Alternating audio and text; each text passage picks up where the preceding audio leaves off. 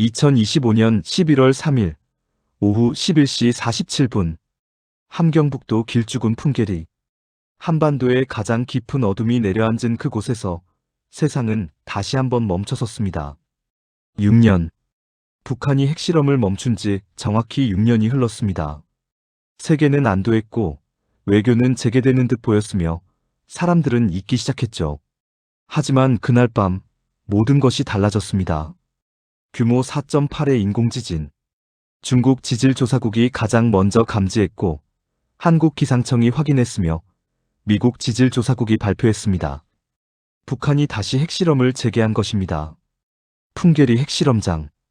이곳은 2006년부터 2017년까지 총 6차례의 핵실험이 진행된 북한 핵 프로그램의 심장부입니다. 만탑산 아래 깊이 파인 지하갱도들, 그 속에서 북한은 히로시마급 폭탄부터 수소폭탄까지 모든 것을 실험해왔습니다. 2018년 5월 24일 북한은 전 세계 기자단 앞에서 이곳을 폭파했습니다. 김정은의 약속이었죠. 우리는 더 이상 핵실험을 하지 않겠다. 세계는 박수를 보냈습니다. 하지만 그건 시작에 불과했습니다. 2025년 11월 3일 밤 11시 47분 폭파되지 않은 서쪽갱도 깊은 곳 제사연구동. 그곳에 한 남자가 서 있었습니다. 리철민, 58세, 북한 원자력연구소 수석연구원, 김일성 종합대학 물리학과를 수석 졸업하고 러시아 두부나 핵연구소에서 박사학위를 받은 북한 최고의 핵물리학자 중 한 명입니다. 하지만 그는 2023년부터 공식 기록에서 사라진 사람입니다. 숙청설, 망명설, 사망설이 돌았지만 아무도 확인하지 못했습니다. 그리고 바로 이 순간 그는 북한 7차 핵실험의 최종 점화 버튼 앞에 서 있었습니다. 3분 후면 모든 게 끝난다. 아니, 시작된다. 그가 응시하는 것은 단순한 핵폭탄이 아니었습니다. 이번 실험의 코드명 123-7호, 추정 위력 150킬로톤, 히로시마 원폭의 10배에 달하는 위력입니다. 3개월 전 리철민은 평양으로 긴급 소환되었습니다. 김정은 앞에 선 그는 단 하나의 질문을 받았습니다. 동무, 우리가 미국 본토를 타격할 수 있는 핵탄두를 완성하는데 무엇이 필요한가? 한 번의 실험이 더 필요합니다. 소형화와 고출력 동시 달성을 위한 최종 검증입니다. 그리고 지금 그 한 번이 90초 앞으로 다가왔습니다. 용서하시오. 내 아들, 내 손주들. 이 할아버지가 당신들에게 어떤 세상을 물려주는지.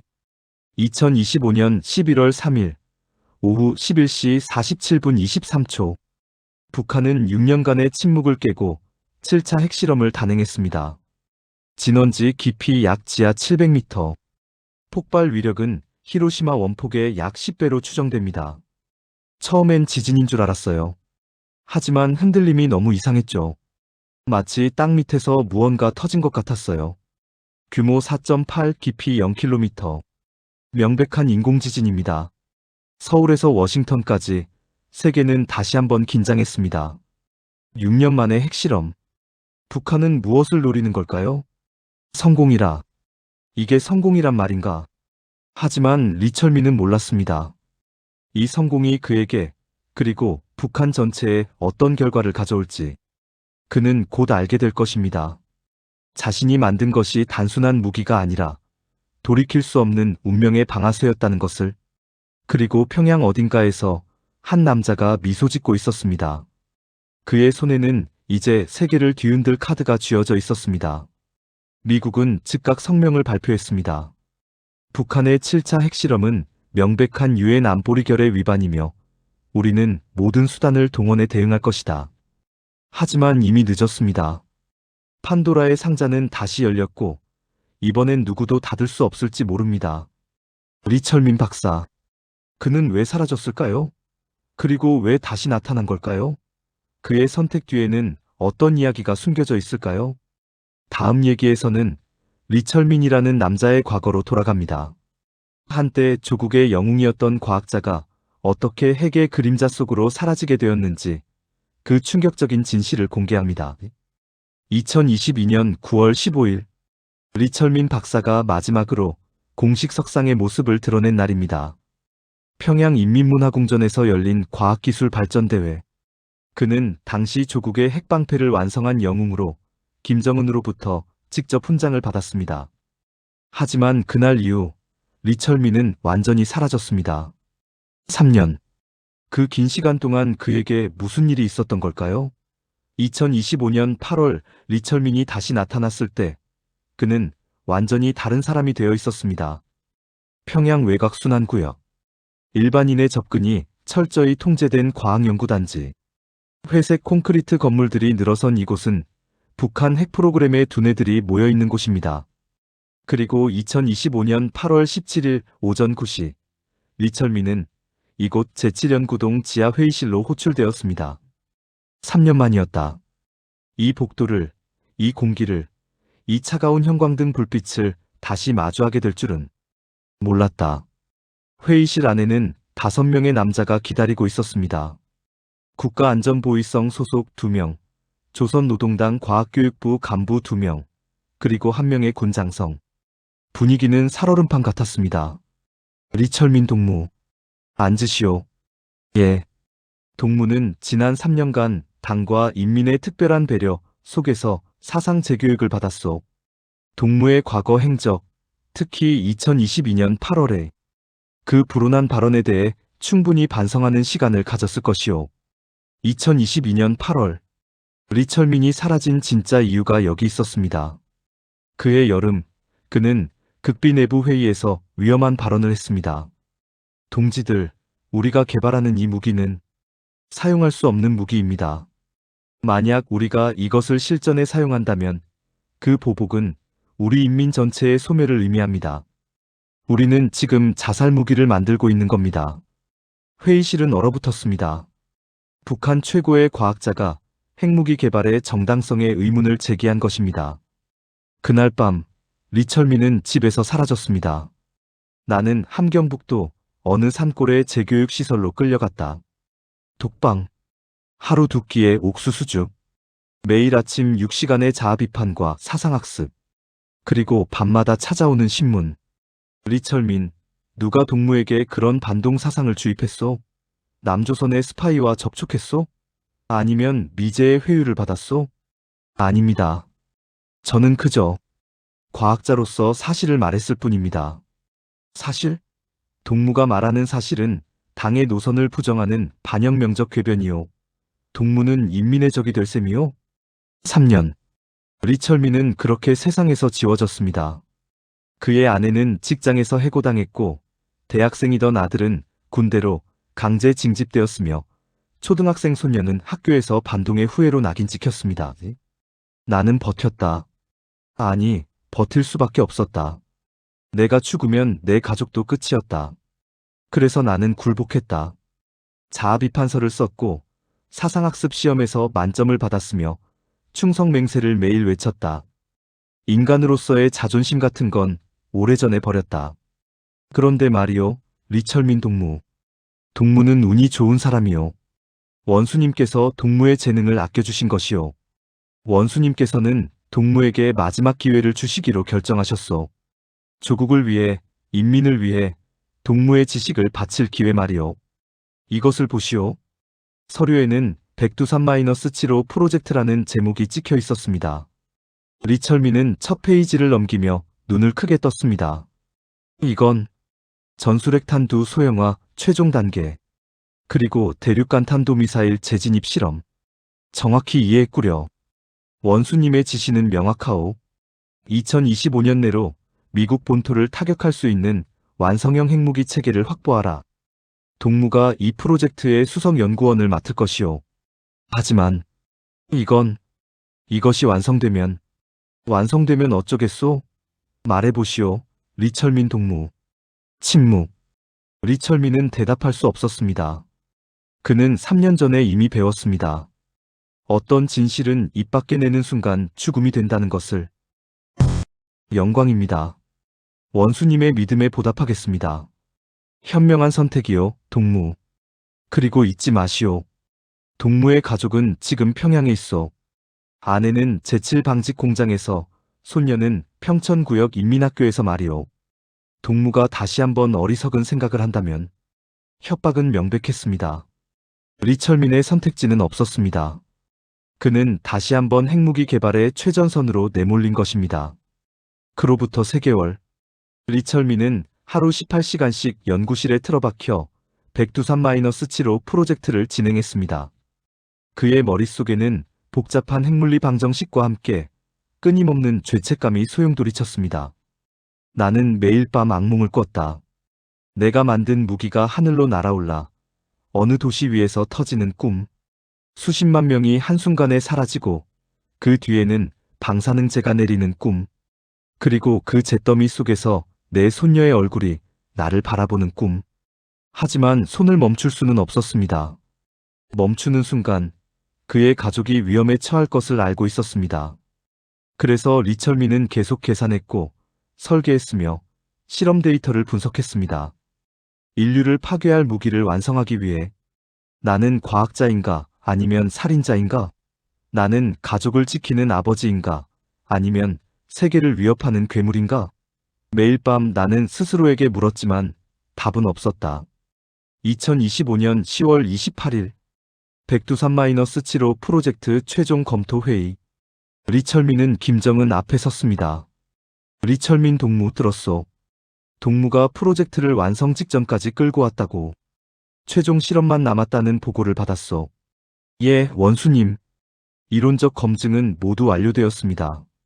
실제 실험을 통해 최종 확인만 하면 우리는 목표를 달성할 수 있습니다. 좋소. 실험 일정을 잡으시오. 그리고 리철민 동무 한 가지 더. 동무는 이제 다시 인민의 영웅이 될 것이오. 과거는 잊으시오. 앞만 보시오. 감사합니다, 원수님. 회의가 끝나고 리철민은 복도를 걸으며 생각했습니다. 영웅이라는 단어가 이제는 조롱처럼 들렸습니다. 그는 영웅이 아니었습니다. 그는 포로였습니다. 자신의 지식에, 자신의 가족에, 그리고 자신의 두려움에 붙잡힌 포로. 일주일 후면 실험이다. 일주일 후면 내가 만든 괴물이 세상의 모습을 드러낸다. 그리고 그 순간 나는 돌이킬 수 없는 선을 넘는 것이다. 2025년 11월 3일 리철민은 풍계리로 향했습니다. 마지막 실험을 위해. 그리고 그날 밤 땅이 울렸습니다. 하지만 이야기는 여기서 끝나지 않습니다. 리철민이 모르는 사이 그의 실험 성공은 예상치 못한 연쇄 반응을 일으키기 시작했습니다. 평양에서, 워싱턴에서, 그리고 서울에서. 다음 얘기에서는 7차 핵실험 이후 48시간 세계가 어떻게 움직였는지 그 긴박한 순간들을 추적합니다. 2025년 11월 4일 오전 6시 7차 핵실험으로부터 불과 7시간 후 세계는 격렬하게 반응하기 시작했습니다. 하지만 풍계리 지하연구소에서 리철민은 다른 일에 몰두하고 있었습니다. 그는 무언가를 숨기고 있었습니다. 시간이 없다. 그들이 이걸 발견하기 전에 반드시 숨겨야 한다. 리철민의 손에는 낡은 가죽 노트가 들려 있었습니다. 표지에는 아무 표시도 없었지만 그 안에는 지난 3개월간의 연구 데이터가 빼곡히 적혀 있었습니다. 하지만 단순한 연구 노트가 아니었습니다. 이것은 북한 핵 프로그램의 치명적 약점을 담은 폭탄 같은 문서였습니다. 이 노트에는 진실이 담겨 있다. 백두산-7호의 실제 성능, 그리고 그것이 가진 결함. 만약 이것이 세상에 알려진다면 리철민이 숨기려는 보고서, 그 안에는 무엇이 적혀 있었을까요? 2025년 9월 17일 리철민이 작성한 극비 내부 보고서, 코드명 백두산-7호 기술평가서. 그 첫 페이지에는 이런 문구가 적혀 있었습니다. 백두산-7호는 이론적으로 목표 위력 150킬로톤을 달성할 수 있다. 하지만 대륙간 탄도미사일 재진입 환경에서의 안정성은 72%에 불과하다. 즉 28%의 확률로 탄두는 목표 지점 도달 전에 무력화되거나 조기 폭발할 수 있다. 이것은 충격적인 내용이었습니다. 북한이 자랑하는 핵탄두가 실제로는 불안정하다는 것. 만약 이 정보가 평양 최고 지도부에 보고된다면 프로젝트는 중단될 것입니다. 하지만 리철민은 이 보고서를 제출하지 않았습니다. 나는 겁쟁이였다. 진실을 말하면 다시 숙청당할 것을 알고 있었다. 그래서 나는 거짓 보고서를 작성했다. 모든 테스트 통과, 성공률 98.7%. 그들이 듣고 싶어하는 말을 써냈다. 하지만 양심의 가책은 그를 놓아주지 않았습니다. 그래서 리철민은 진짜 보고서를 개인 노트에 옮겨 적었습니다. 언젠가 이것이 필요한 순간이 올 것이라고 막연하게 믿으면서. 노트의 중간 페이지. 거기에는 복잡한 핵물리 방정식들 사이에 손으로 쓴 짧은 글귀가 있었습니다. 핵은 무기가 아니라 경고다. 인류는 이것을 사용하는 순간 스스로를 파괴한다. 나는 이것을 만들었지만 이것이 사용되지 않기를 매일 기도한다. 신이시여, 내가 만든 이 괴물이 영원히 잠들게 하소서. 과학자의 기도. 아니, 죄인의 참회였습니다. 리철민은 자신이 무엇을 하고 있는지 너무나 잘 알고 있었습니다. 그리고 그 무게가 그를 짓눌렀습니다. 내가 두려워한 건 폭발이 아니었다. 폭발은 그저 물리 현상일 뿐이다. 내가 정말 두려워한 건 인간이 스스로 폭발하는 순간이었다. 이성이 무너지고 광기가 판단을 지배하며 버튼을 누르는 그 순간. 그 순간이 오면 나는 역사상 최악의 대량살상을 가능케 한 과학자로 기록될 것이다. 2025년 11월 4일 오전 6시 30분. 리철민은 연구소 지하 3층 자료실 구석에 노트를 숨겼습니다. 오래된 기술 서적들 사이, 아무도 찾지 않을 곳에. 하지만 그가 모르는 사이 누군가 그의 행동을 지켜보고 있었습니다. 리철민 동무, 당신은 아직도 배우지 못했군요. 이곳에서는 모든 것이 감시됩니다.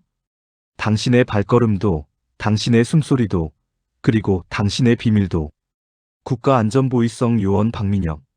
그는 지난 3개월간 리철민을 그림자처럼 감시해온 인물입니다.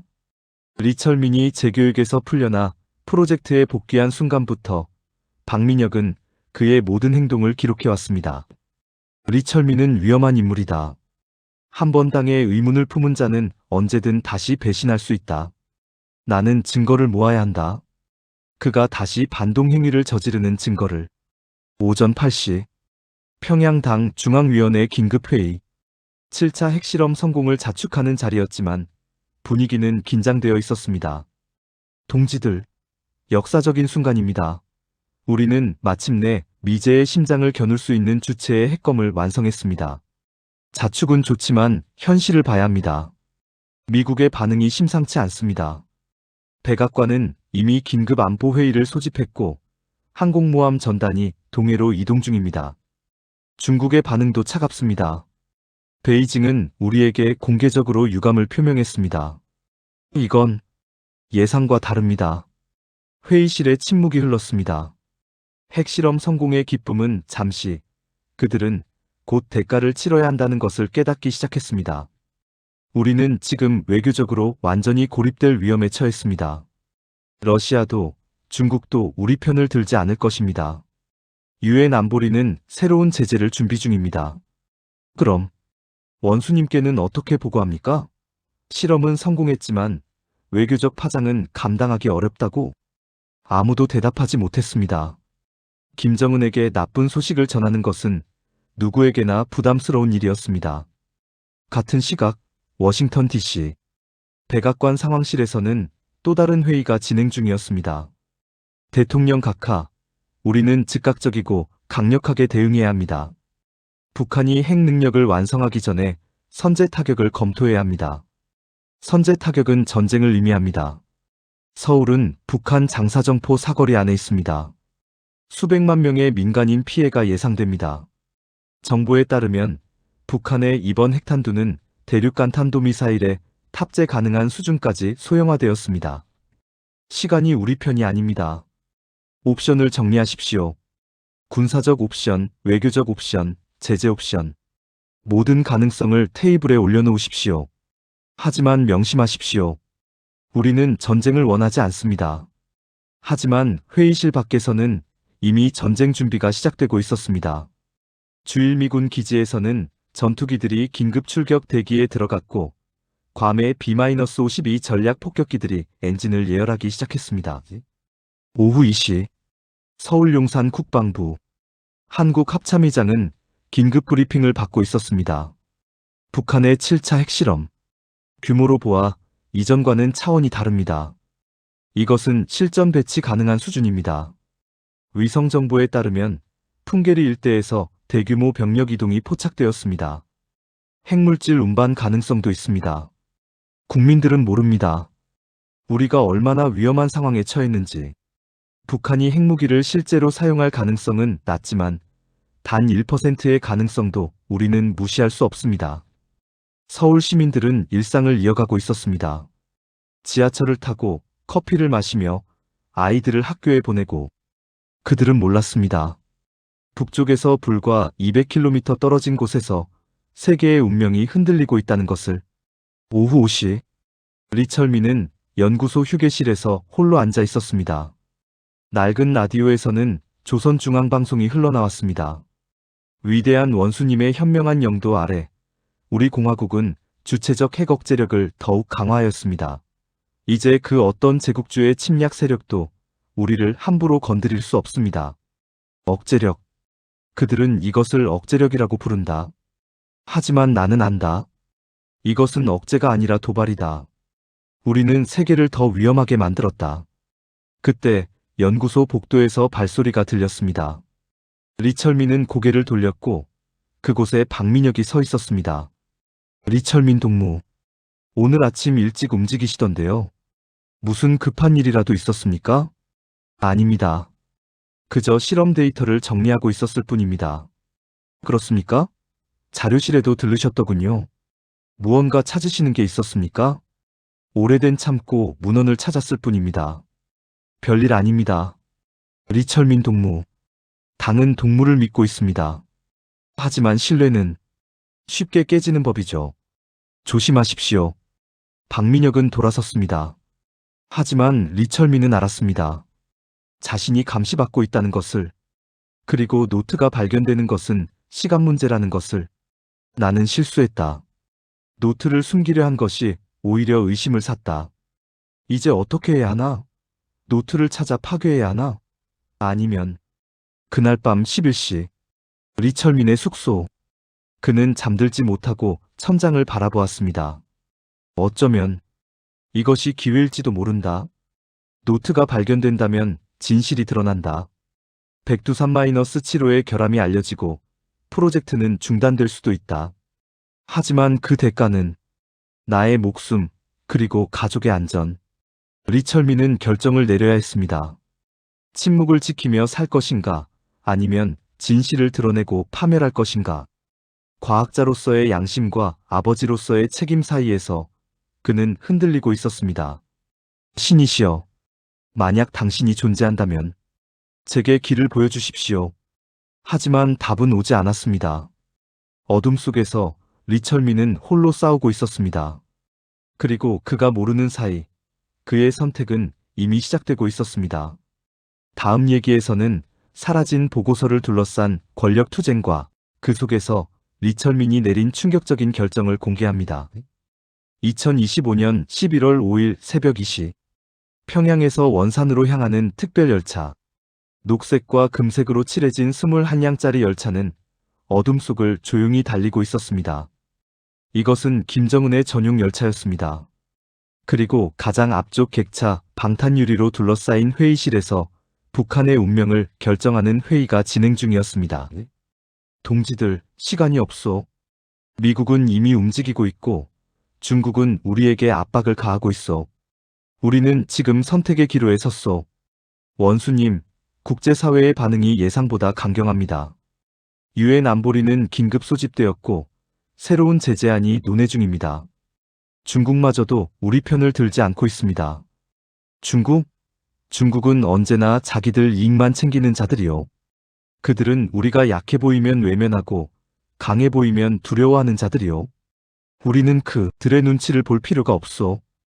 회의실 안의 공기는 무겁게 가라앉았습니다. 김정은의 눈빛은 날카로웠고 그의 목소리에는 흔들림이 없었습니다. 하지만 그곳에 있던 간부들은 알고 있었습니다. 이 결정이 얼마나 위험한 도박인지. 원수님, 군사적 관점에서 말씀드리자면 우리의 7차 핵실험은 전략적 성공입니다. 미국은 이제 우리를 무시할 수 없습니다. 하지만 그들의 군사적 대응도 배제할 수 없습니다. 대응? 미국이 감히 우리를 공격하겠소? 서울이 불바다가 되는 것을 감수하고? 그것이 바로 우리의 억제력입니다, 원수님. 하지만 미국은 예측할 수 없는 상대입니다. 만약 그들이 제한적 타격을 감행한다면, 만약, 동지들은 만약만 이야기하고 있어. 나는 확실한 것을 원하오. 우리의 핵무기가 진짜 작동한다는 확실한 증거를 말이오. 침묵이 흘렀습니다. 그때 회의실 문이 열리며 한 남자가 들어왔습니다. 리철민이었습니다. 리철민 동무. 기다리고 있었소. 앉으시오. 예, 원수님. 동무에게 직접 묻겠소. 이번 실험 진짜 성공한 것이오? 동무의 과학자로서의 양심을 걸고 대답하시오. 리철민의 등에 식은땀이 흘렀습니다. 이 순간 그는 진실을 말할 수도 거짓을 유지할 수도 있었습니다. 하지만 그 선택은 수많은 사람들의 운명을 좌우할 것입니다. 원수님, 실험은 이론적 목표치를 달성했습니다. 폭발 위력, 소형화 수준, 모든 지표가 계획대로 진행되었습니다. 이론적이라는 말이 마음에 걸리는구려. 동무, 우리에게 필요한 건 이론이 아니라 실전이요. 이 무기를 실제로 사용할 수 있소? 리철민의 심장이 빠르게 뛰었습니다. 그는 노트에 적었던 진실을 떠올렸습니다. 72%의 성공률, 28%의 실패 가능성. 하지만 그는 입을 열었습니다. 원수님, 핵무기는 사용하기 위한 무기가 아닙니다. 이것은 보유함으로써 힘을 얻는 무기입니다. 억제의 무기입니다. 철학적인 답변이군요, 리철민 동무. 하지만 나는 철학자가 아니오. 나는 이 나라의 지도자이고 이 나라를 지켜야 할 책임이 있어. 다시 묻겠소. 이 무기는 작동하오? 예, 원수님. 작동합니다. 좋소. 그럼 이제 다음 단계로 넘어갑시다. 김정은은 탁자 위에 서류를 펼쳤습니다. 거기에는 화성-18형 3차 발사 계획이라는 제목이 적혀 있었습니다. 동지들 들으시오. 우리는 세계에 메시지를 보낼 것이오. 이번 실험은 단순한 지하 폭발이 아니었다는 것을, 우리가 진짜 미국 본토를 타격할 능력을 갖췄다는 것을 보여줄 것이오. 원수님, 그것은 대륙간 탄도미사일 발사를 의미하는 것입니까? 정확하오. 화성-18형에 백두산-7호 탄두를 탑재하여 태평양 상공으로 발사할 것이오. 물론 실제 핵탄두는 아니고 모의탄두지만 세계는 알게 될 것이오. 우리가 언제든 실제 핵탄두를 쏠 수 있다는 것을. 원수님, 그것은 미국의 직접적인 군사 대응을 초래할 수 있습니다. 미국은 이것을 전쟁 행위로 간주할 수도. 바로 그것이오. 우리는 미국에게 선택을 강요할 것이오. 전면전을 감수하고 우리를 공격할 것인가, 아니면 협상 테이블로 나올 것인가. 나는 후자를 택할 것이라고 확신하오. 회의실에 긴장감이 감돌았습니다. 모두가 이것이 얼마나 위험한 도박인지 알고 있었습니다. 하지만 아무도 반대하지 못했습니다. 원수님, 제가 한 가지 여쭤봐도 되겠습니까? 말하시오, 리철민 동무. 만약 미국이 협상이 아닌 전쟁을 선택한다면 우리는 어떻게 대응할 것입니까? 실제로 핵무기를 사용할 것입니까? 회의실이 조용해졌습니다. 모두가 김정은의 대답을 기다렸습니다. 김정은은 천천히 리철민을 바라보았습니다. 리철민 동무. 동무는 과학자이기 때문에 이해하지 못할 것이오. 하지만 정치는 과학과 다르오. 정치에는 때로 블러핑이 필요하오. 우리가 정말로 핵무기를 쓸 것인가? 그것은 중요하지 않소. 중요한 건 적들이 우리가 쓸 수도 있다고 믿게 만드는 것이오. 하지만 원수님, 만약 그 블러핑이 실제 상황이 된다면 그럼 우리는 사용할 것이오. 주저없이. 이 나라가 무너지느니 세계와 함께 불타는 것을 택하겠소. 리철민의 얼굴이 창백해졌습니다.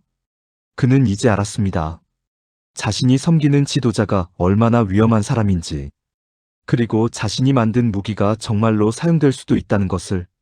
화성 -18형 발사는 2주 후로 예정되어 있어. 리철민 동무는 탄두 탑재 작업을 총괄하시오. 완벽을 기하시오. 단 하나의 실수도 용납되지 않을 것이오. 예. 원수님, 최선을 다하겠습니다. 좋소. 동지들, 이번 작전의 코드명은 천둥이요. 우리는 세계에 천둥을 내릴 것이요. 회의는 여기까지. 각자 맡은 임무를 완수하시오. 간부들이 일어나 경례하고 회의실을 빠져나갔습니다. 하지만 리철민은 자리에서 일어나지 못했습니다. 그의 다리가 떨리고 있었습니다. 회의가 끝나고 리철민은 열차 복도를 비틀거리며 걸었습니다. 그때 뒤에서 누군가 그를 불렀습니다. 리철민 동무. 원수님 앞에서 훌륭한 답변이었습니다. 작동합니다라.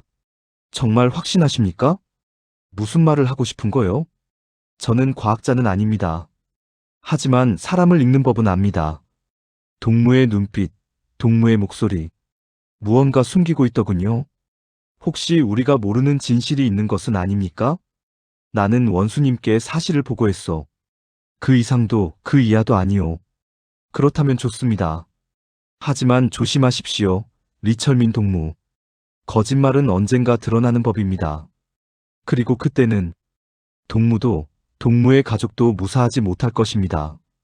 박민혁은 돌아섰습니다. 리철민은 그의 뒷모습을 바라보며 자신이 얼마나 위험한 줄타기를 하고 있는지 깨달았습니다. 나는 거짓말쟁이가 되었다. 과학자로서, 아버지로서, 인간으로서. 나는 진실을 숨겼고 그 대가로 세계를 더 위험한 곳으로 만들었다. 이제 어떻게 해야 하나? 계속 침묵할 것인가 아니면. 열차는 계속 달렸습니다. 어둠 속을 뚫고 알 수 없는 미래를 향해. 그리고 그 안에서 리철민은 결정을 내려야 했습니다. 양심을 택할 것인가, 생존을 택할 것인가. 새벽 4시, 열차가 원산역에 도착했습니다. 리철민은 플랫폼에 내려서며 하늘을 올려다보았습니다. 별들이 빛나고 있었습니다. 얼마나 평화로운 밤하늘인가. 하지만 그 평화는 곧 깨질지도 모릅니다. 2주.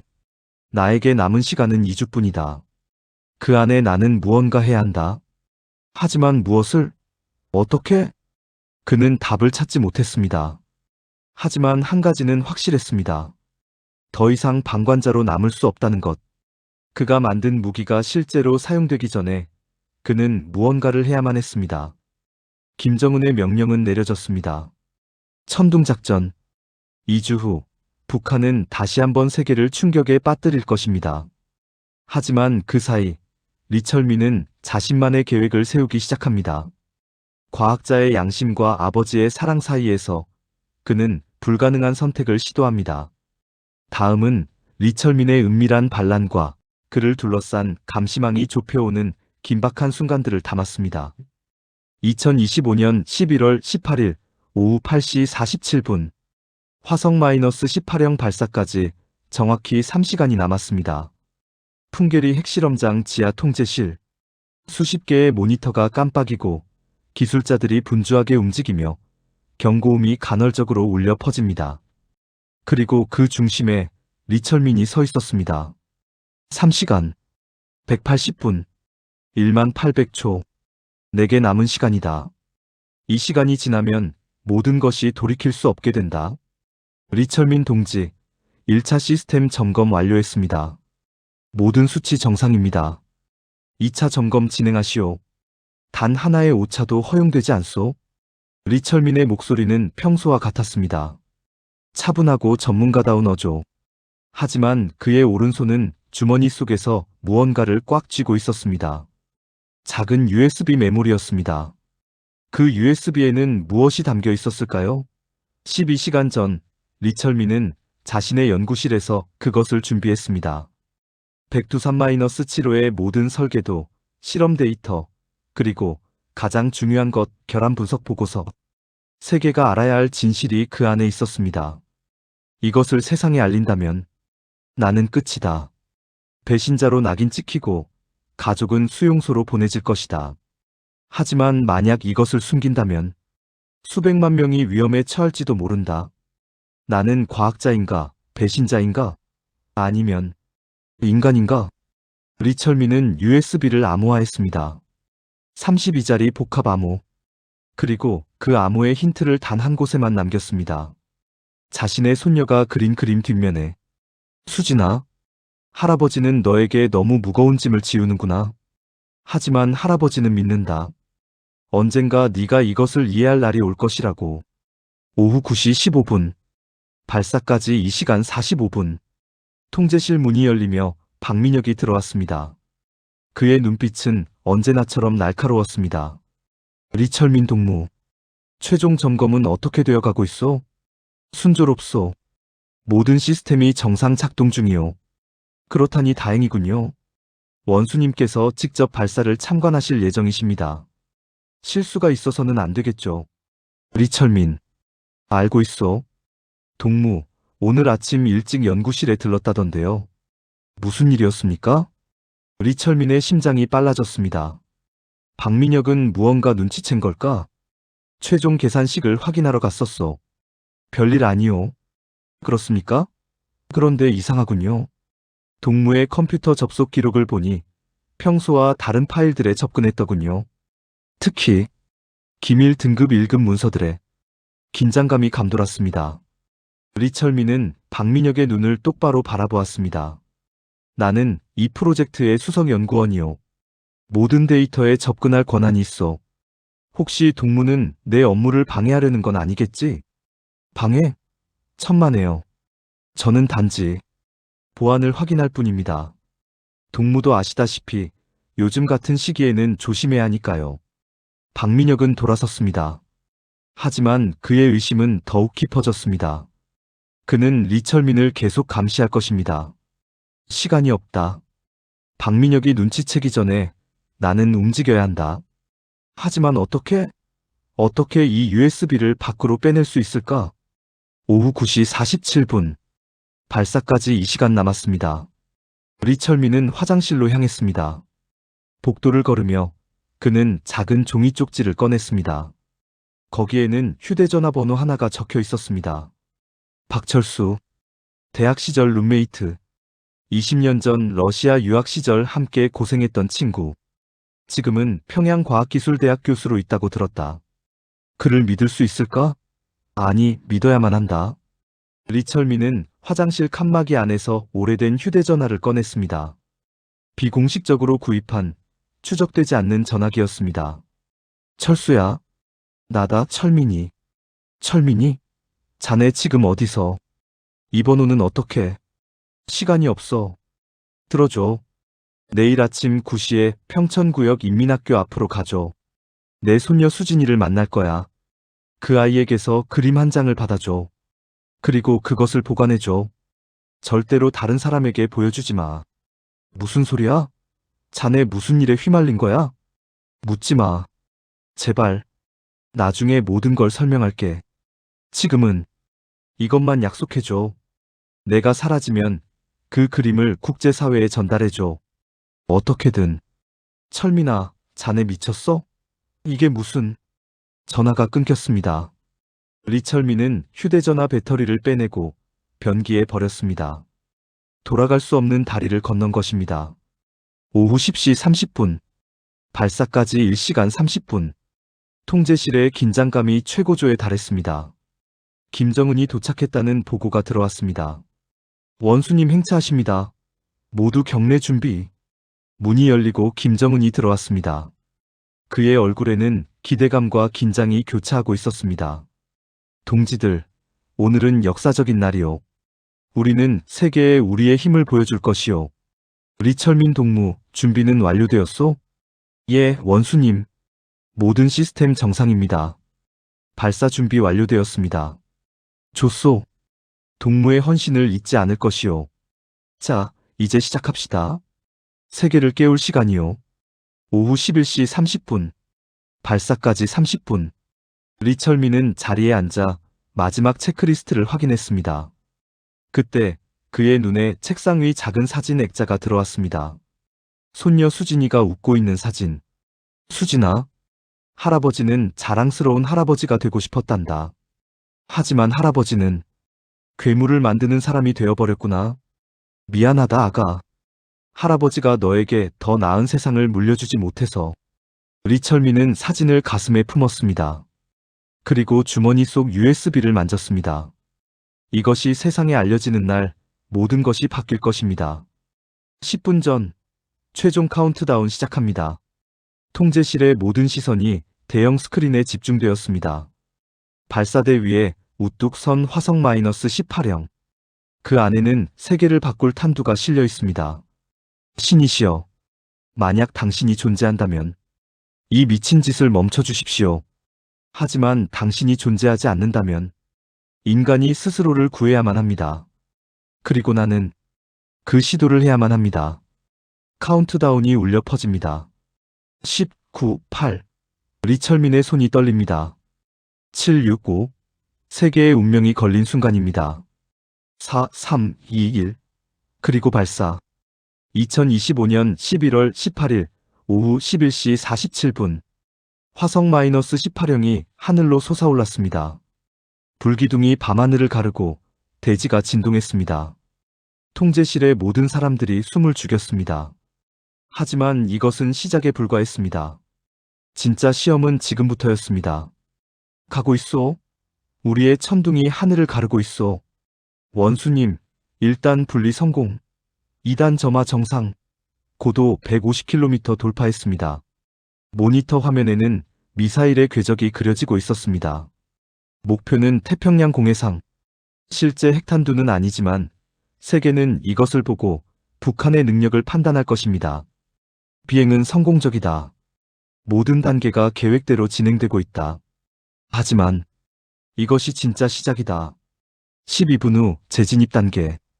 그때 탄두는 대기권으로 돌입하고 극한의 열과 압력을 견뎌야 한다. 그리고 바로 그 순간 오후 11시 52분 발사 5분 경과. 통제실에서는 축배를 준비하고 있었습니다. 하지만 리철민의 얼굴은 창백했습니다. 리철민 동지, 완벽합니다. 모든 수치가 예상 범위 내입니다. 아직 끝나지 않았소. 재진입 단계를 통과해야 진짜 성공이요. 왜 그렇게 불안해하십니까? 리철민 동무. 혹시 우리가 모르는 변수라도 있습니까? 과학자는 항상 신중해야 하오. 그것이 당신과 나의 차이점이요. 긴장감이 감돌았습니다.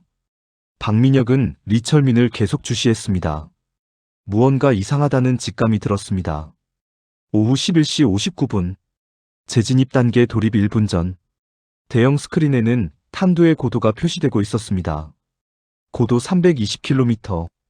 곧 대기권으로 재진입합니다. 리철민 동무, 이제 탄두는 무사히 목표 지점에 도달하겠지? 원수님, 이론적으로는 그렇습니다. 이론적? 다시 그 단어를 쓰는군요. 동무, 나는 확신이 필요하오. 이론이 아니라 최선을 다했습니다, 원수님. 바로 그 순간 경고음이 울렸습니다. 통제실이 순식간에 긴장에 휩싸였습니다. 원수님, 탄두 신호에 이상이 감지됩니다. 열 차폐 시스템에서 예상치 못한 수치가. 무슨 소리요? 리철민 동무, 설명하시오. 리철민은 모니터를 응시했습니다. 그의 얼굴에는 공포와 이상하게도 안도감이 교차했습니다. 재진입 각도가 예상보다 가팔라졌습니다. 열부하가 설계 한계치를 초과하고 있습니다. 무슨 뜻입니까? 탄두가 파괴된다는 겁니까? 그럴 가능성이 있습니다. 72%의 성공률. 우리는 나머지 28%에 걸린 것 같습니다. 뭐라고? 당신은 모든 것이 완벽하다고 보고하지 않았소? 침묵. 통제실의 모든 시선이 리철민에게 집중되었습니다.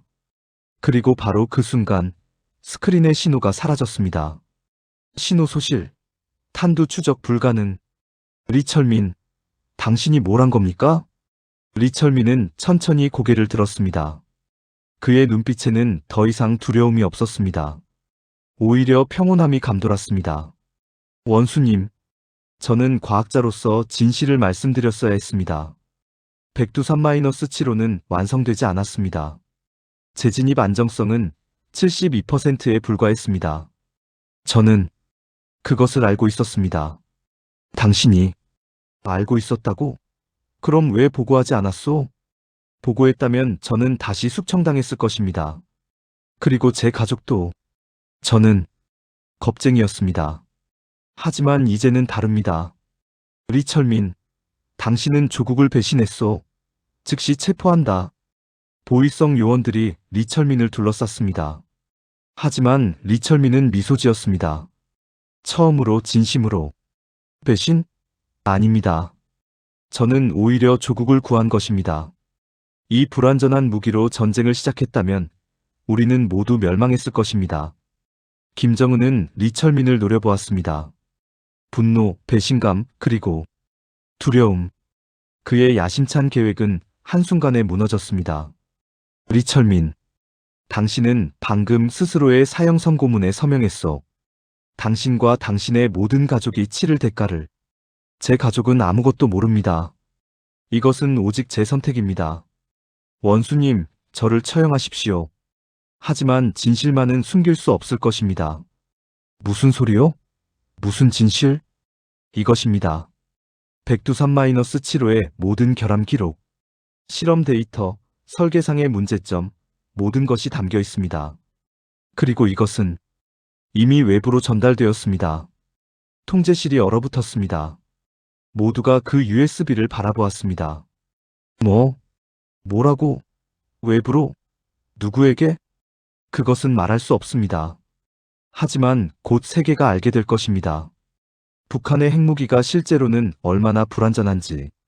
박민혁이 리철민에게 달려들었습니다. USB를 빼앗으려 했지만 리철민은 그것을 통제판 아래로 던졌습니다. 기계 사이로 떨어진 USB는 회수 불가능해 보였습니다. 이 반역자, 당장 찾아내라. 모든 기계를 뜯어내서라도 소용없습니다. 그것은 이미 복사본입니다. 진짜는 이미 안전한 곳에 있습니다. 리철민, 당신은 왜 이런 짓을 한 겁니까? 당신이 원하던 게 뭡니까? 평화입니다, 원수님. 제 손녀가 핵전쟁 없는 세상에서 살기를 원했습니다. 그것이 과학자로서 그리고 할아버지로서 제가 할 수 있는 마지막 일이었습니다. 자정 11월 19일이 되었습니다. 통제실 밖에서는 이미 군인들이 대기하고 있었습니다. 리철민을 끌고 갈 준비가 된 것입니다. 리철민을 끌고 가시오. 최고 등급 신문을 준비하시오. 그가 누구와 접촉했는지, 무엇을 넘겼는지 모든 것을 밝혀내야 하오. 원수님, 한 가지만 부탁드립니다. 제 가족은 제발 당신에게 자비를 베풀 이유가 없소. 끌고 가시오. 리철민은 통제실에서 끌려나갔습니다. 복도를 걸으며 그는 마지막으로 하늘을 올려다보았습니다. 창문 너머로 별들이 빛나고 있었습니다. 수진아, 할아버지가 한 일을 언젠가 이해해주길 바란다. 할아버지는 괴물을 만들었지만 동시에 그 괴물을 세상에 폭로했단다. 이제 세상이 진실을 알게 될 거야. 리철민 박사. 그는 그날 밤 평양의 어느 비밀시설로 이송되었습니다. 그리고 그 후 그의 이름은 모든 기록에서 사라졌습니다. 세상이 멈춘 그 순간 한 사람의 이름도 함께 사라진 것입니다. 하지만 그의 선택은 끝나지 않았습니다. USB에 담긴 진실은 이미 움직이기 시작했고 세계는 곧 충격적인 폭로를 마주하게 됩니다. 다음 리철민이 사라진 후 72시간 그의 진실이 세상을 어떻게 뒤흔들었는지 그 파장을 추적합니다. 2025년 11월 22일 새벽 3시 압록강 국경 중국과 북한을 가르는 어둠 속에서 한 척의 작은 보트가 물살을 가르고 있었습니다. 엔진 소리도 없이 오직 노 젓는 소리만이 고요를 깨뜨렸습니다. 그 보트에는 두 사람이 타고 있었습니다. 조심해. 국경 경비대가 순찰을 돌고 있어. 조금만 더 가면 중국 쪽이야. 빨리 가야 해요. 그들이 추적하고 있을 겁니다. 박철수, 리철민의 대학 동기이자 평생 친구. 그는 3일 전 리철민으로부터 받은 전화 한 통으로 인생이 송두리째 바뀌었습니다. 그리고 지금 그는 목숨을 걸고 국경을 넘고 있었습니다. 72시간 전으로 돌아갑니다. 11월 19일 오전 9시 평천구역 인민학교 앞. 박철수는 떨리는 손으로 리철민의 손녀 수진이를 기다리고 있었습니다. 철민아, 자네가 나를 어떤 일에 휘말리게 한 거야? 하지만 우리는 친구였어. 20년 전 두부나에서 자네는 내가 낙제할 뻔했을 때 나를 구해줬지. 이제 내가 자네를 구할 차례야. 수진이가 나타났습니다. 8살 소녀, 빨간 목도리를 두르고 학교 가방을 맨 평범한 아이. 하지만 그 아이의 가방 안에는 세계를 바꿀 비밀이 들어 있었습니다. 아저씨, 할아버지가 이걸 전해달라고 하셨어요. 이 그림이요. 고맙구나, 수진아. 할아버지는 어디 계시니? 몰라요. 며칠째 안 오셨어요. 할머니는 울기만 하시고. 아저씨, 할아버지가 어디 아프신 거예요? 박철수는 대답할 수 없었습니다.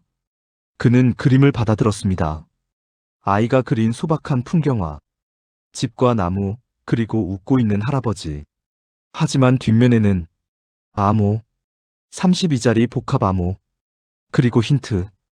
우리가 함께 본 첫 눈이 내리던 날, 그날의 날짜와 우리의 약속. 두부나. 2003년 12월 18일. 우리가 연구실에서 밤을 새우며 맹세했지. 진실을 위해 살자고. 박철수는 집으로 돌아왔습니다. 그리고 오래된 노트북을 켰습니다. 암호를 입력했습니다. 트루스 2003만 1218. 파일이 열렸습니다. 그리고 그가 본 것은 세상에, 철민이자네. 이걸 정말. 화면에는 수백 페이지의 문서가 펼쳐졌습니다. 백두산-7호의 모든 설계 결함, 실험 데이터의 조작 기록, 그리고 가장 충격적인 것 북한 핵 프로그램의 실제 성공률이 공식 발표의 절반에도 미치지 못한다는 증거들. 이걸 세상에 공개하면 북한의 핵 위협은 크게 약화될 거야. 하지만 동시에 철민이는, 그리고 그의 가족은. 바로 그때 문을 두드리는 소리가 들렸습니다. 거칠고 급박한 노크. 박철수의 심장이 멎을 듯 했습니다. 박철수 동무, 국가안전보위성입니다. 문을 여시오. 벌써 추적당했어. 어떻게 이렇게 빨리? 박철수는 재빨리 USB에 파일을 복사했습니다. 5분, 4분, 문을 부수는 소리가 들렸습니다. 3분, 2분, 복사 완료. 그는 USB를 주머니에 넣고 창문으로 달려갔습니다. 움직이지 마. 손을 들어. 박철수는 뛰어내렸습니다. 2층에서 뒷골목으로. 발목이 삐끗했지만 멈출 수 없었습니다. 그는 달렸습니다. 20년간의 학자 생활에서 처음으로 목숨을 걸고 48시간 동안 박철수는 숨어 지냈습니다. 옛 친구들의 집을 전전하며 보위성의 추적을 피했습니다. 그리고 마침내 그는 결정을 내렸습니다. 국경을 넘는 것, 밀수상장을 찾아낸 것은 기적에 가까웠습니다. 당신 대단한 것 가지고 있나 보군. 보위성이 온 평양을 뒤집고 있어. 현상금도 걸렸다던데? 이건 현상금보다 훨씬 값진 겁니다. 이것은 진실입니다. 진실? 진실이 밥 먹여줘? 이봐, 난 돈이 필요해. 당신을 중국까지 데려다주는 대가로. 이것을 받으세요. 하지만 조건이 있습니다. 제가 중국에 무사히 도착하면 이것을 베이징의 미국 대사관으로 전달해 주세요. 그러면 당신이 상상하는 것보다 훨씬 큰 보상을 받을 겁니다. 이게 뭔데? 북한 정권이 가장 두려워하는 것입니다. 진실. 새벽 4시 15분. 보트는 중국 쪽 강변에 도착했습니다. 박철수는 비틀거리며 땅을 밟았습니다. 철민아, 나는 자네의 유언을 지켰네.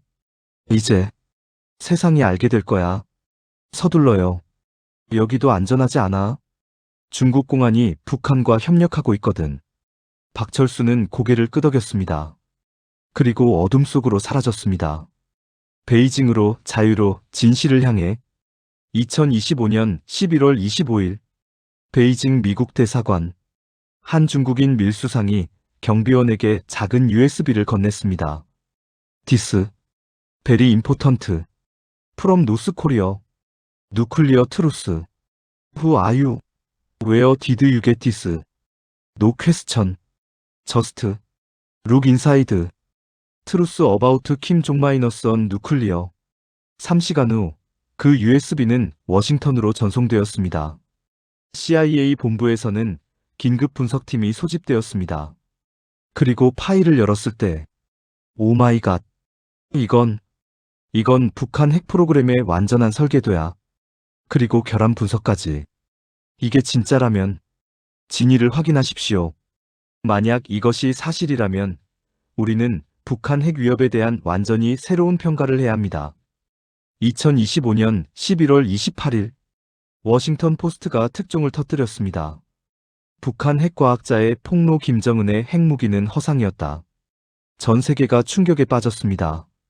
리철민의 이름이 세계에 알려졌습니다. 영웅으로, 배신자로, 순교자로. 평가는 엇갈렸지만 한 가지는 분명했습니다. 그의 선택이 세계를 바꿨다는 것. 평양에서는 비상사태가 선포되었습니다. 김정은은 긴급회의를 소집했고 핵 프로그램 전면 재검토를 지시했습니다. 리철민이라는 한 과학자의 양심이 독재 정권의 가장 큰 무기를 무력화시킨 것입니다. 하지만 박철수는 알고 있었습니다. 이 승리의 대가가 무엇인지. 어느 조용한 중국의 숙소에서 그는 창밖을 바라보며 속삭였습니다. 철민아, 자네는 영웅이 되었네.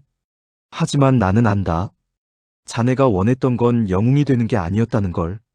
자네는 그저 손녀가 평화롭게 살기를 원했을 뿐이지. USB 하나. 그 안에 담긴 진실. 리철민은 자신의 모든 것을 바쳐 그것을 세상에 남겼습니다. 진실은 늘 가장 위험한 곳에서 태어납니다. 그리고 그는 자신을 바쳐 그 한 줄을 세상에 새긴 것입니다. 다음 마지막 리철민의 운명과 그가 남긴 유산이 세계를 어떻게 변화시켰는지 그 결말을 공개합니다. 과학자의 양심, 아버지의 사랑, 그리고 한 인간의 선택. 그 끝에는 무엇이 있었을까요? 겨울 평양, 하늘엔 눈이 내리고 있다. 한 여성이 추모비 앞에 선다. 리철민의 아내. 그가 남긴 것은 숫자가 아니었다. 그것은 인간의 양심이었다. 그리고 우리는 지금 다시 묻는다. 힘이란 무엇인가? 인간이 만든 가장 강한 무기가 결국 인간을 구할 수 있을까? 2026년 1월 15일 평양에 눈이 내리고 있었습니다. 하얀 눈송이들이 회색 도시를 덮으며 모든 것을 순수하게 만들려는 듯 했습니다. 하지만 어떤 눈도 가릴 수 없는 것들이 있습니다. 진실, 그리고 희생. 대성산 혁명 열살은 북한의 영웅들이 잠든 곳. 하지만 그곳에는 리철민의 이름이 없었습니다. 반역자는 영웅이 될 수 없으니까요. 대신 평양 외곽 무명 공동묘지 한쪽 구석에 작은 표지석 하나가 있었습니다. 번호만 적힌 표지석. 여보, 당신이 여기 있는 거 맞나요? 그들은 아무것도 말해주지 않았어요. 당신이 어디서 어떻게. 단지 국가 반역죄로 처형되었다는 통보만 받았어요. 박순희. 35년을 함께한 아내. 그녀는 남편이 무엇을 했는지 정확히 알지 못했습니다. 단지 세계가 그를 영웅이라 부르고 북한은 그를 반역자라 낙인 찍었다는 것만 알았습니다. 당신은 옳은 일을 한 건가요? 아니면 우리를 버린 건가요? 수진이는 매일 밤 할아버지를 찾으며 울어요. 저는 뭐라고 말해줘야 할지 모르겠어요. 그녀의 손에는 낡은 편지 한 통이 쥐어져 있었습니다. 리철민이 마지막으로 쓴 편지. 누군가 익명으로 그녀에게 전달한 것입니다. 순이에게. 이 편지가 당신에게 닿을지 모르겠소. 하지만 써야만 했소. 당신에게 용서를 구하기 위해서가 아니라 설명하기 위해서. 리철민의 편지는 계속되었습니다. 나는 35년간 과학자였소. 진실을 찾는 사람이었소. 하지만 어느 순간부터 나는 진실을 숨기는 사람이 되었소. 권력이 두려워서, 죽음이 무서워서, 당신과 아이들을 잃을까봐. 나는 거짓말쟁이가 되었소. 당신은 거짓말쟁이가 아니었어요. 당신은 그저 살아남으려 했던 거예요. 하지만 어느 날 깨달았소. 진실을 숨기는 것도 죄악이라는 것을. 나는 세계를 더 위험하게 만드는 무기를 만들었소. 그리고 그것이 완성되지 않았다는 것을 알면서도 침묵했소. 그 침묵이 수백만 명을 위험에 빠뜨릴 수 있었소. 편지의 마지막 부분이었습니다. 순이, 나를 용서하지 않아도 돼요. 하지만 수진이에게는 말해주시오. 할아버지는 겁쟁이였지만 마지막 순간만큼은 용기를 내었다고. 할아버지는 자신이 만든 괴물을 세상에 폭로했다고. 그리고 그것이 할아버지가 손녀에게 줄 수 있는 유일한 선물이었다고. 사랑하오, 영원히. 철민. 당신, 바보 같은 사람. 왜 혼자 그 무게를 짊어진 거예요? 우리는 함께 할 수 있었잖아요. 하지만 리철민은 알고 있었습니다. 그것은 함께 할 수 없는 선택이었다는 것을. 그것은 오직 그만이 짊어져야 할 십자가였다는 것을. 같은 시각 서울. 국가안보실에서는 긴급 브리핑이 진행 중이었습니다. 리철민 박사의 자료 덕분에 우리는 북한 핵 프로그램의 실체를 정확히 파악할 수 있었습니다. 그들의 위협은 우리가 생각했던 것보다 훨씬 제한적입니다. 하지만 그 대가로 한 과학자와 그의 가족이 희생되었습니다. 우리는 그들을 위해 무엇을 할 수 있습니까? 현실적으로 아무것도 할 수 없습니다. 리철민 박사는 이미 처형되었고 그의 가족은 북한 당국의 감시하에 있습니다. 우리가 접촉을 시도하면 오히려 그들을 더 위험에 빠뜨릴 수 있습니다. 침묵이 흘렀습니다. 진실은 승리했지만 그 승리는 쓰디쓴 것이었습니다. 워싱턴 DC 백악관 집무실. 미국 대통령은 리철민의 파일을 책상 위에 내려놓았습니다. 이 사람은 영웅입니다. 하지만 우리는 그를 구하지 못했습니다. 우리는 그저 그가 보내온 정보를 받아들였을 뿐입니다. 대통령님, 우리가 할 수 있는 일은 그의 희생을 헛되이 하지 않는 것입니다. 북한과의 협상에서 우리는 이제 더 강력한 입장에 설 수 있습니다. 강력한 입장. 그것이 그가 원했던 걸까요? 아니면 그는 그저 평화를 원했던 걸까요? 대통령은 대답할 수 없었습니다. 권력의 정점에서도 어떤 질문들은 너무 무거웠습니다. 2026년 3월 유엔 안전보장이사회는 북한 핵 문제에 대한 새로운 결의안을 채택했습니다. 리철민의 자료는 국제사회가 북한을 다루는 방식을 근본적으로 바꿔놓았습니다. 우리는 오늘 용기 있는 한 과학자의 희생을 기억합니다. 그의 이름은 리철민. 그는 진실을 위해 모든 것을 바쳤습니다. 그의 희생이 헛되지 않도록 우리는 핵 없는 한반도를 위해 더욱 노력할 것입니다. 박수가 터져나왔습니다. 하지만 평양의 한 무명묘지에서 그 박수는 들리지 않았습니다. 2026년 6월 박철수는 서울에 정착했습니다. 탈북자로서가 아니라 진실의 전달자로서. 그는 리철민의 이야기를 세상에 알리는 일을 자신의 사명으로 삼았습니다. 리철민은 제 친구였습니다. 그는 완벽한 사람이 아니었습니다. 두려움에 떨었고 거짓말을 했으며 오랫동안 침묵했습니다. 하지만 그는 마지막 순간 가장 중요한 선택을 했습니다. 진실을 선택한 것입니다. 여러분, 우리는 묻습니다. 영웅이란 무엇인가? 영웅은 완벽한 사람이 아닙니다. 영웅은 두려움 속에서도 옳은 일을 선택하는 사람입니다. 리철민은 영웅입니다. 2027년 1월 15일 리철민이 사라진 지 정확히 1년. 평양의 무명묘지에 다시 박순이가 찾아왔습니다. 이번에는 손녀 수진이와 함께였습니다. 할머니, 할아버지는 나쁜 사람이었어요? 아니란다, 수진아. 할아버지는 세상에서 가장 용감한 사람이었어. 할아버지는 너를 지키기 위해 싸웠단다. 어떻게요? 할아버지는 세상이 전쟁 없이 살 수 있도록 진실을 말씀하셨어. 그리고 그 진실 때문에 할아버지는 떠나셔야 했단다. 할아버지, 보고 싶어요. 할아버지도 너를 보고 싶어 하실 거야. 하늘에서 너를 지켜보고 계실 거야. 그날 저녁 전 세계 주요 언론은 리철민 일주기를 기념하는 특집을 방영했습니다. 영웅으로, 순교자로, 양심의 과학자로. 그는 다양하게 기억되었습니다.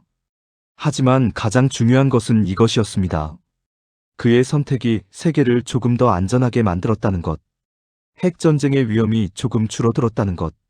그리고 진실이 거짓을 이겼다는 것. 리철민. 그는 평범한 과학자였습니다. 가족을 사랑하고 두려움에 떨었으며 실수를 했던 한 명의 인간이었습니다. 하지만 그는 마지막 순간 비범한 선택을 했습니다. 그가 남긴 것은 숫자가 아니었습니다. 방정식이 아니었습니다. 그것은 인간의 양심이었습니다.